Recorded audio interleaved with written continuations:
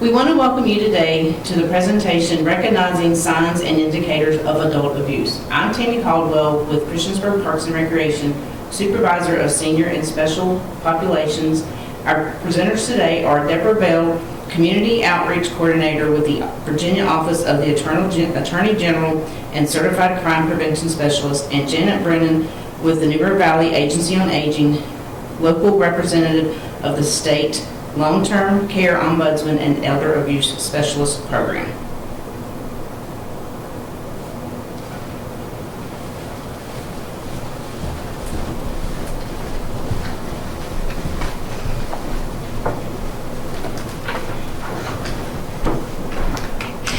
We want to welcome everyone to this presentation of elder abuse prevention. This truly has been a collaborative project between the Christiansburg Parks and Rec and the Virginia Office of the Attorney General and our local area agency on aging.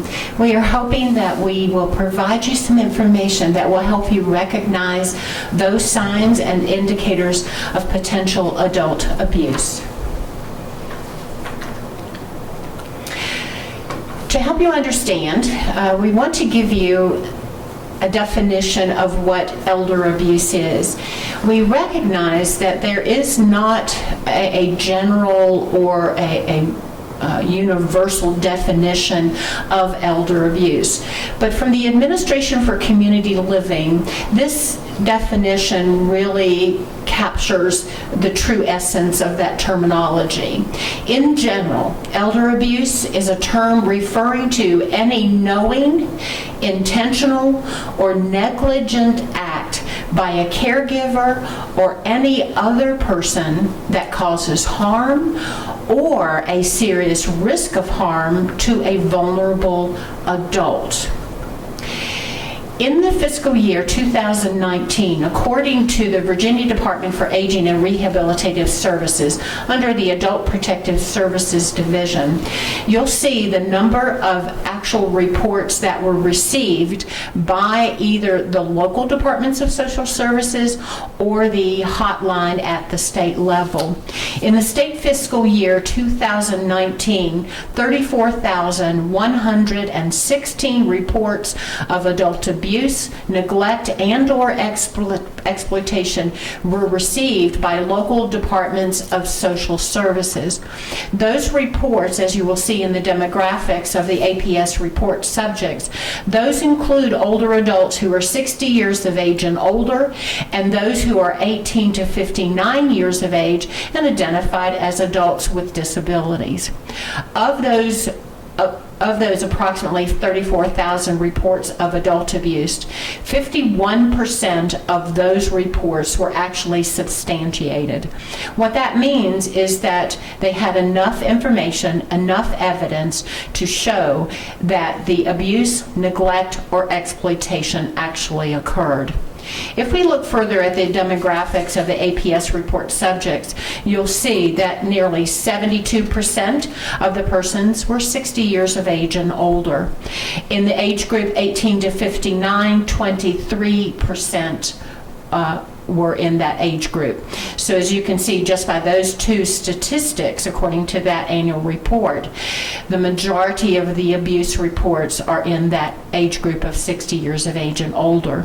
If we look at male, female, we see that the majority of those report subjects were actually female, the percentage 57%. There were report subjects who were male. They are in the percentile of 39%. Then we look at the ethnicity of those particular report subjects. We see that those reports, the majority of those reports were actually for white and not Hispanic, 55%. 19% were for African American. Then 2% were the white and Hispanic. And then the Asian population, 1%. And if you start adding all that up, you'll see that there are some percentages that are not captured in that report. But we know that there are other ethnicities that are report subjects that fall into other ethnic categories. According to the National Council on Aging, approximately 1 in 10 Americans who are aged 60 years and older have experienced some form of elder abuse. Some estimates range as high as 5 million elders who are abused each year in our nation. And we know by some of the research that has been done and is still being done that those are actually conservative figures. One study estimated that only 1 in 14 cases of abuse are reported to authorities. When we start looking at those numbers, we also have to look at what are some of those risk factors. We know that there are individual risk factors, that there are relationship factors that tie into cases of elder abuse.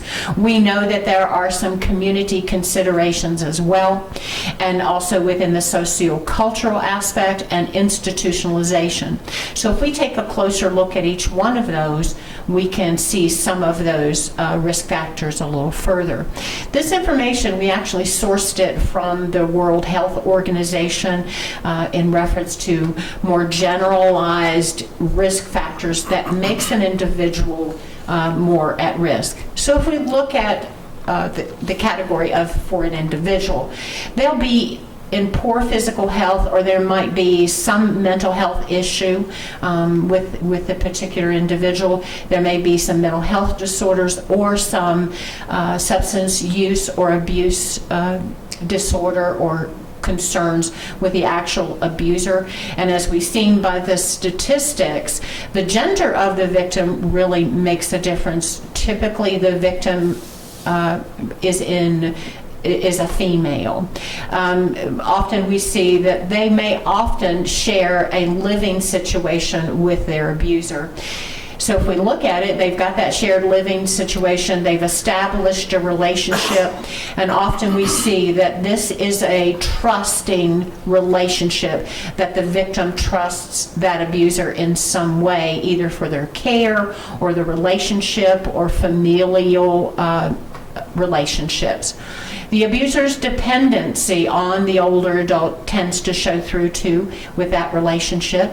There often, more often than not, history of some poor family relationships as a result of stressors when that older person becomes more dependent for their care needs.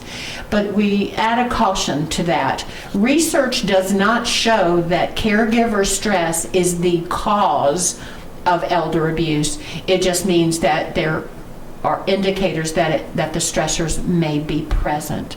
And if we see the increasing care needs of the elder, sometimes there are situations in which the abuse or the neglect is not always intentional. Sometimes the caregiver is so overwhelmed in that role, or they may not have an idea of the resources and supports that are available, or they may not really understand the great need that they as a caregiver may have. So that relationship part of the risk factors has a little bit of a caveat to it. So we are mindful of it, but we don't want to always say that that is a causal factor. When we look at within the community, often there's social isolation of the caregivers and those older adults. There may not be adequate social support for our aging population, and sometimes, and especially in the more rural areas, isolation may be due to the loss of physical or mental capacity. And when we look into, if we look at Southwest Virginia, we have a number of rural areas where they may be at a distance from some of the core support services that are needed. In the community, isolation may also be due to the loss of friends and or family members. We know that as persons age, that their support systems, their friends, and some of their own family members have passed away, and so they lose that community support. When we look at the sociocultural aspect of it, we know by some of the research there are some ageist stereotypes where older adults are seen as frail, weak, and dependent.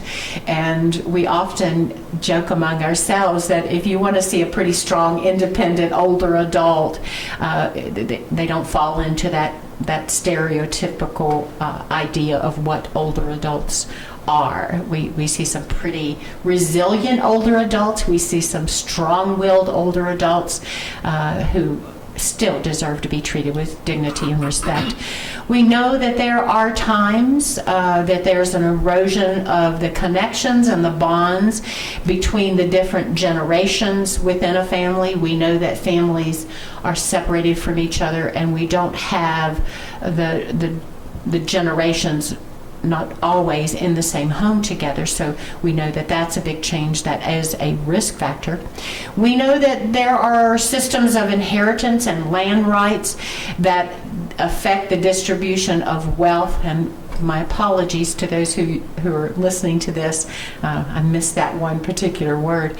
But we know that there's an inequity there, and when we look at situations of financial exploitation, we know that the systems of inheritance, the land rights, or the assets that are left behind in an estate, sometimes that is called into question sometimes. When we look at the power and material goods within families, we know that in the rural areas that our families may not necessarily be rich by assets and resources, cash, those financial, but they may have other material goods like equipment or land or homes that have been passed down through generations that could be a potential asset that persons could exploit, our older adults. We also look at the migration of young adults, that they're leaving older parents alone, or they are establishing their own lives and in search sometimes of their own employment or their own profession, and they may not necessarily be close in proximity to their parents, and that leaves the older parents alone by themselves. And there may not be sufficient funds to help pay for their care. Persons may not plan for the longevity of their aging, and there may not be those particular funds that are available, so that makes them at a higher risk or vulnerabilities as well. We look at some of the systemic concerns within the institutionalization of our older adults, particularly in the nursing home settings or in the long-term care settings. We know that some of the risk factors that makes them more vulnerable for abuse, neglect, and exploitation. Low standards for health care within some of the welfare agencies and some of the care facilities for elder persons. We know that staff in those particular settings may not have sufficient training. They may not have sufficient compensation, remuneration for the work that they do, and we know that they are overworked with the extent of the care needs. And we're particularly mindful of that now with the COVID pandemic, that we know that they are working very hard to mitigate the spread of the coronavirus, and we know that they are overworked. We know that there are deficits in those physical environments, or all of the supports that the older adults need may not necessarily be there. We also know that the policies that operate within those facilities sometimes is often in the interest of the institution rather than with the residents. But I will say that as a representative of the state, as a local representative, I should say, of the State Long-Term Care Ombudsman Program, we serve as an advocate for and on behalf of those residents in those long-term care settings, so that we make sure that their interests are protected, their rights are protected, so that they have an advocate available to them, hopefully to make systemic changes if needed. So when we look at it and look at it a little bit further, we know some of the risk factors. We look at what are some of those warning signs of abuse. So we've divided into the different categories when we look at the physical or the mistreatment. We look at self-neglect, we look at neglect as a category, we look at verbal, financial, sexual, emotional, and psychological.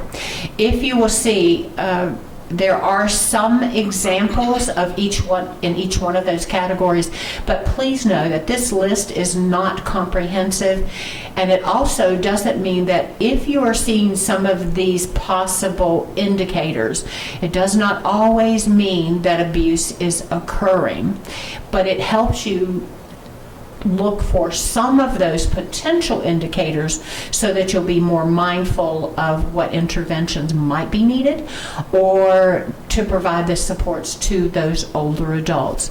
So we'll leave those different categories for the sake of time for you to see it.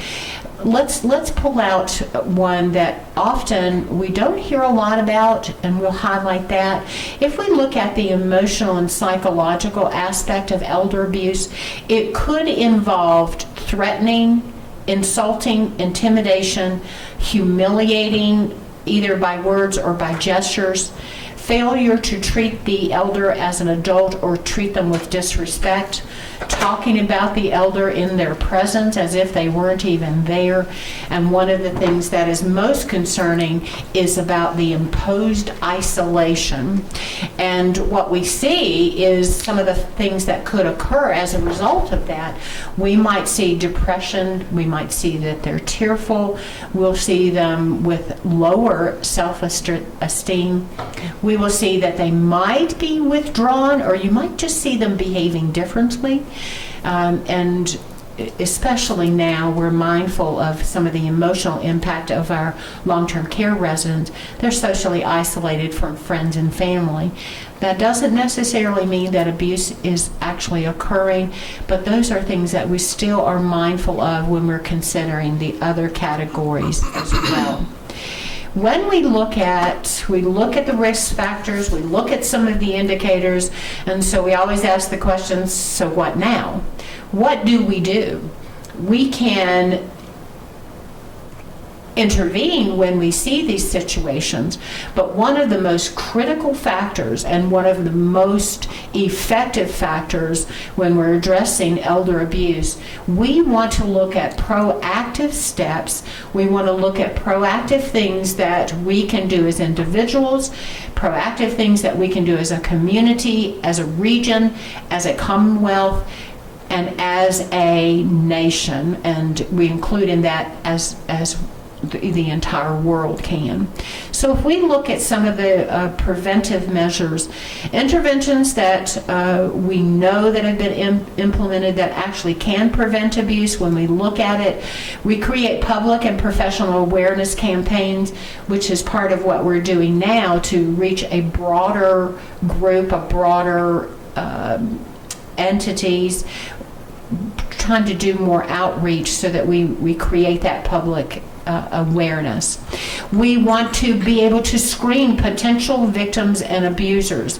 In our locality in the New River Valley here in the Commonwealth of Virginia, we have a domestic violence and sexual assault program that serves our area.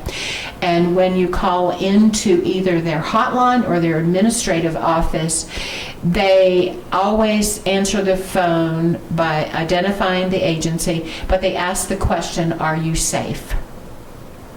And sometimes that some people are taken aback by that, but that's one of the screening tools, and it offers an opportunity for someone to say, no, I need some help.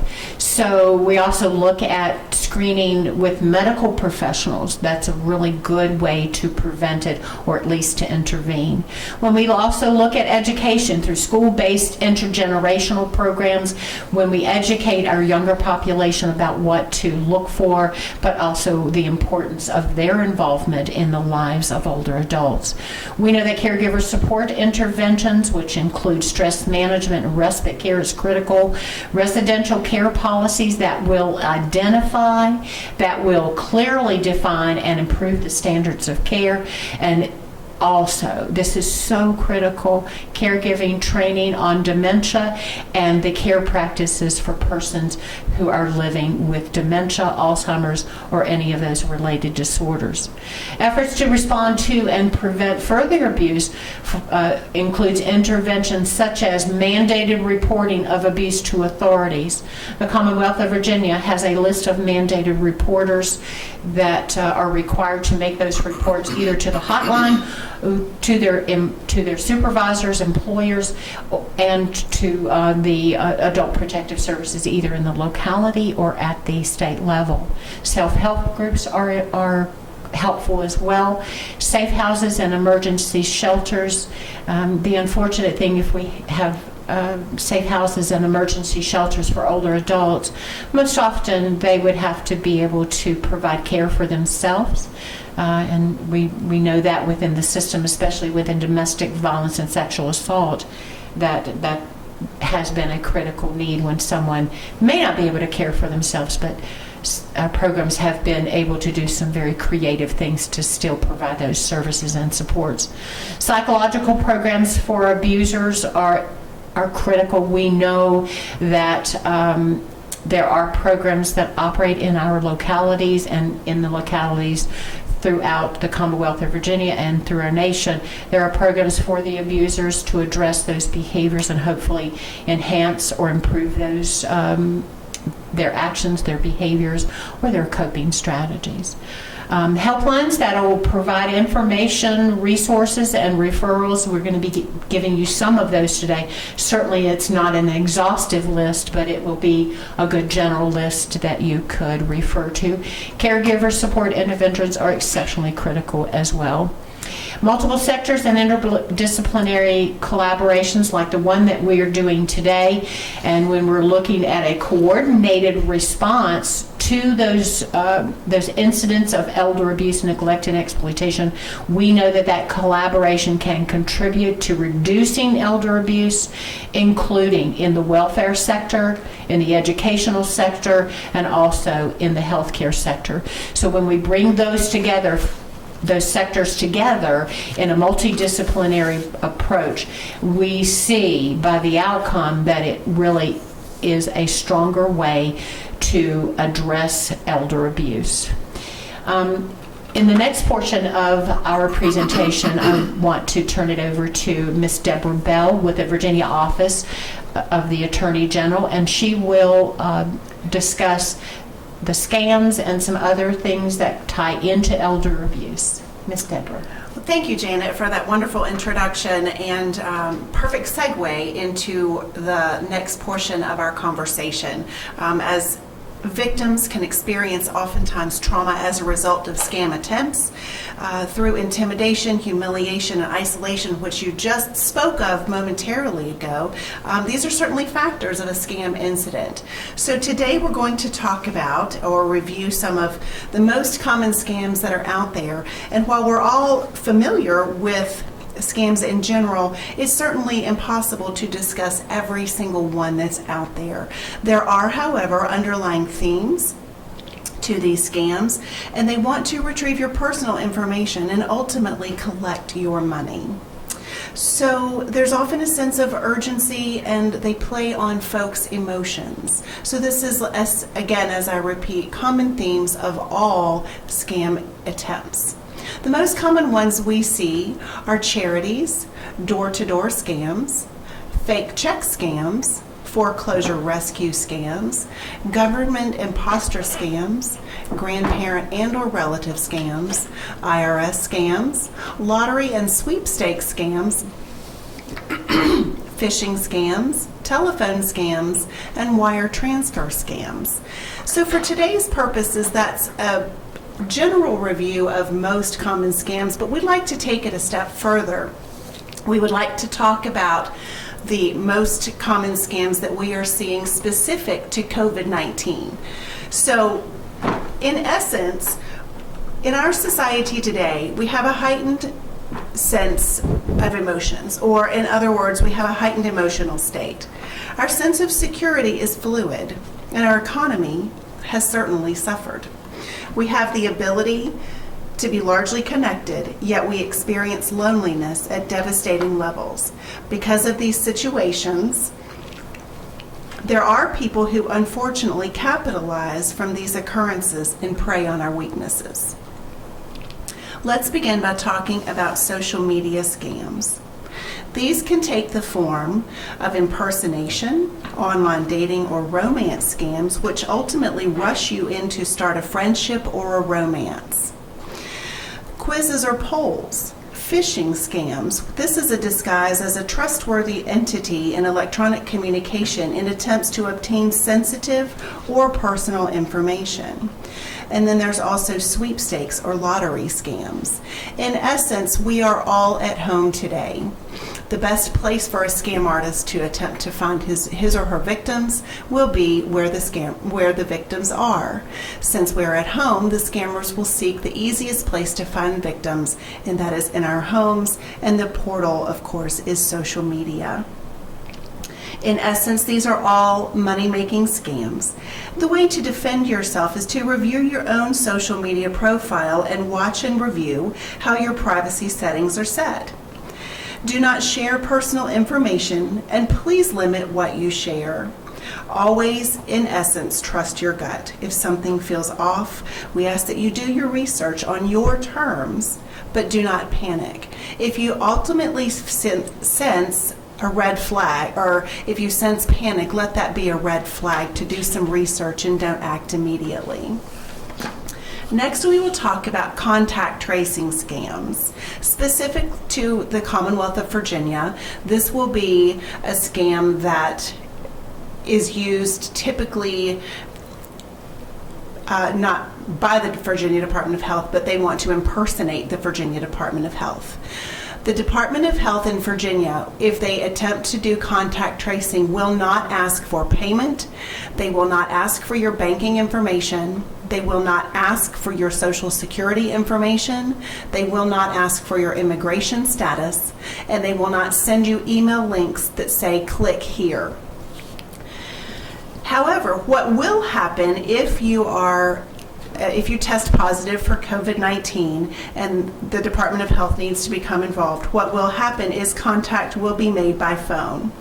No emails again will ask you to click links to be sent. If you cannot be reached by phone, you may receive an email requesting that you contact the Virginia Department of Health. The Virginia Department of Health, where you live, will be the health district that contacts you with which you reside. They will be able to give you general information where contact occurred, but they cannot, unfortunately, identify the source due to privacy laws. Next, we want to talk about stimulus payments. These scams prey on the fear of the unknown about COVID-19 and concerns about finances. Criminals will attempt to take advantage at vulnerable times, especially to vulnerable people. An IRS economic impact payment may either be directly deposited into your bank account or through the United States Postal Service. Payments do not need to be confirmed, authorized, or activated. If you feel that there's a concern, please contact the IRS directly regarding any fraudulent activity, or if you have answers to questions. Next, we will talk about quick cures, medications, and vaccines. While vaccine testing is currently occurring on clinical levels nationwide, there is at this moment nothing officially approved by the United States Food and Drug Administration, also known as the FDA. The FDA closely monitors firms marketing products claiming fraudulent COVID prevention or treatments. False claims to prevent, treat, mitigate, diagnose, or cure COVID-19 are unfortunately an issue to be watched carefully. According to the FDA, these fraudulent products may be seen in many varieties, such as dietary supplements or foods.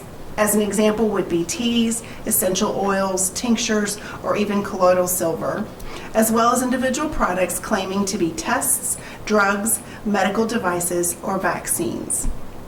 You may defend yourself by beware of any quick fix. Also beware of claims of miracle cures, scientific breakthroughs, or any secret ingredients. As always, consult your physician or medical professional with questions regarding your personal health, your safety, and your physical well-being. Next, we will talk about home test kits. High public demands for access to vaccine and COVID treatments will, we anticipate, lead to counterfeit items. There is only one home test kit out recently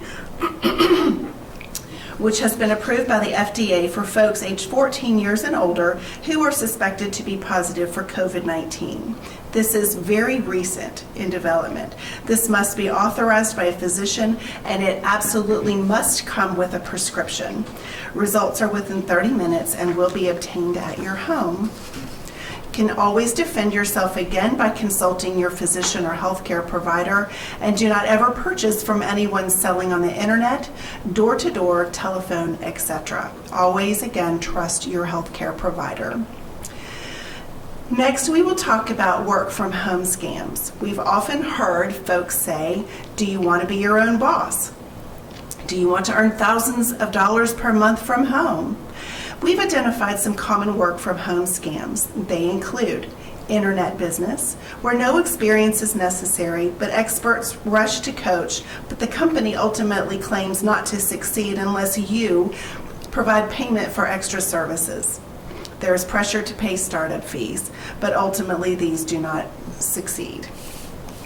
Envelope stuffing. You make lots of money for a startup. You make lots of money for contributing to a startup fee, but in the end, there is no work to actually stuff envelopes. Assembly or craft work. This scam actually asks you to invest first, make your product, and then your work isn't, quote, up to their standard. There is ultimately no payment involved. Rebate processing. This involves a training fee, certification or registration, and then there's no rebates to process. Medical billing. This can either be advertised as full or part-time and no experience is needed. In exchange for your investment, you'll get everything you need to create your business. You'll receive out-of-date lists ultimately, or doctors simply do not need these services. We've all heard of mystery shoppers. This is where you would shop at certain stores and report the experience. You would never want to pay to get into mystery shopping business. Multi-level marketing. This is where you would ultimately sell products to the public and earn commissions off of those products and the people that you recruit. Multi-level marketings that survive solely on recruiting new participants rather than on retail sales are pyramid schemes and are illegal. The vast majority of participants lose money. Ultimately, if it sounds too good to be true, it is. Finally, we'll move on to state of emergency, which is our last COVID-19 specific scam. The Office of the Attorney General in Virginia has turned our attention recently to 550 price gouging complaints since March of 2020. Price gouging is charging unconscionable prices for necessary goods and services during a 30-day period following a declared state of emergency. The price gouging statute prohibits these unconscionable charges. However, you would notice that the 30-day period following a declared state of emergency needs to be highlighted. This declaration came into effect March of 2020, and we are well outside that 30-day period. The reason that we can continue to institute the price gouging statute is because it is considered an ongoing emergency. The key there is ongoing. So that concludes our conversation with regards to COVID-19 specific scams. I will turn it back over to Janet Brennan for further discussion. So while we're looking at this, and Debbie, we can do this together, the information that Deborah and I have provided to you in this presentation, the critical thing, the one common thread through all of this is that these individuals, when we're talking about the scams or we're talking about the abusers, they are using the vulnerabilities and the incapacities of our aging population, of our older adults, for their own personal or financial gain. And more often than not, Deborah, if we would ask, they have a script that they're reading if they're talking to you. There is very much a script that they are reading. It could be somewhere that's originating either locally, nationally, or internationally. So when you take them off the script, it kind of throws them off. But the critical thing that we want families to know, we want our communities to know, we want our older adults to know, is that you have the power in your hand, and the power of not being victimized, and never give personal information. Or if something is happening in the home, or something is happening where there might be incidents or situations of abuse, neglect, or exploitation, talk to someone, let someone know. So that brings us to what suggestions can we give you? The critical thing for all of us is enhance your observation. Know that individual. Know when there are subtle differences or changes. And if you understand the situation, or you understand that individual, or you're there in their life, or you visit with them, and you'll notice those nuances or those subtle changes, you'll notice it more if you understand it. Slow down, take a moment, look outwards. Be mindful and focus your attention on the surroundings. If you're an older adult, pay attention to what's happening around you. If someone is asking you questions or asking for information, sort of kind of squint your eyes just a little bit and kind of ask yourself the question of, for what reason would they be wanting that? You are still in control of that situation, and consider if it's for your benefit and to help you and for you to be safe and secure in your home and in the community. Try something new when you're kind of observing that situation. Choose a different approach that will engage your senses and heighten your sense of awareness. That mindfulness comes back. Be aware. Pay attention to things. Pay attention if you're looking at the financial exploitation aspect. Pay attention to documents, your bank accounts, your financial affairs. Heighten that sense of awareness. Improve your concentration by cutting out those distractions. Pay attention to what is immediately before you, but also being aware of what's in the peripheral part of that situation. And if you need to, if you're helping an older adult who may be a victim of elder abuse, neglect, and exploitation, make a note. Consider your observation. Write them down. Go beyond just the things that are immediate, just those immediate things that you see. Pay attention to smells or sounds or things that you hear, or things sometimes that you don't hear or that you're not seeing that you may have seen before.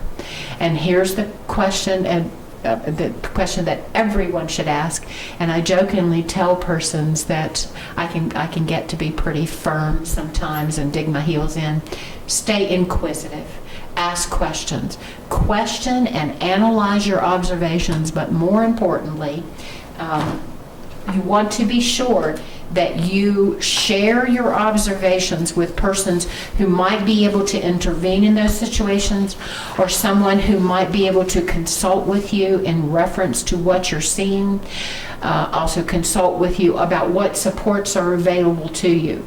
We've known for years that in the senior programs, they may see things or have questions, but if we are all connected with a network and from a multidisciplinary approach, we can provide that coordinated response and that coordinated support among ourselves, among our communities, and in the lives of our older adults. So with those suggestions about enhancing your observations, as Deborah and I promised, we want to provide you with some resources.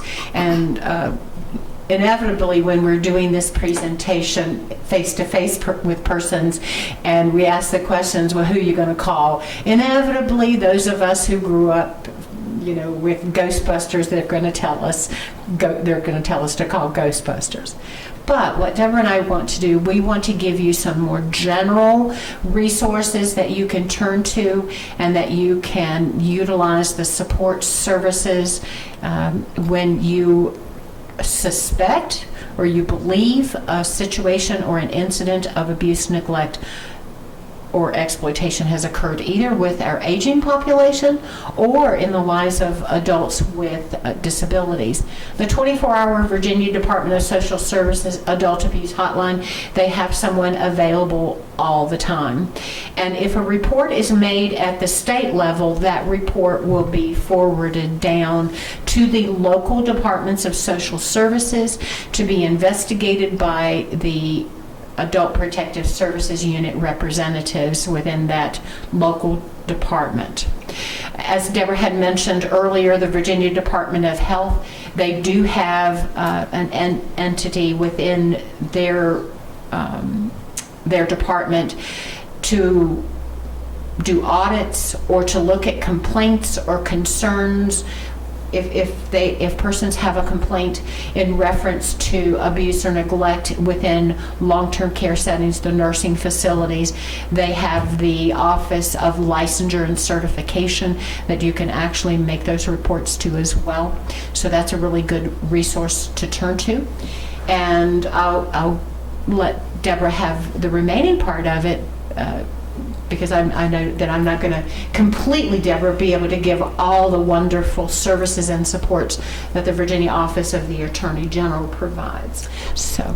Thank you, Janet. So to piggyback off of what you were saying, yes, for COVID-specific issues as well, the Virginia Department of Health is a wonderful resource. Should you have any issues specifically related to COVID, there's a wealth of information on that website. So I encourage you to go there.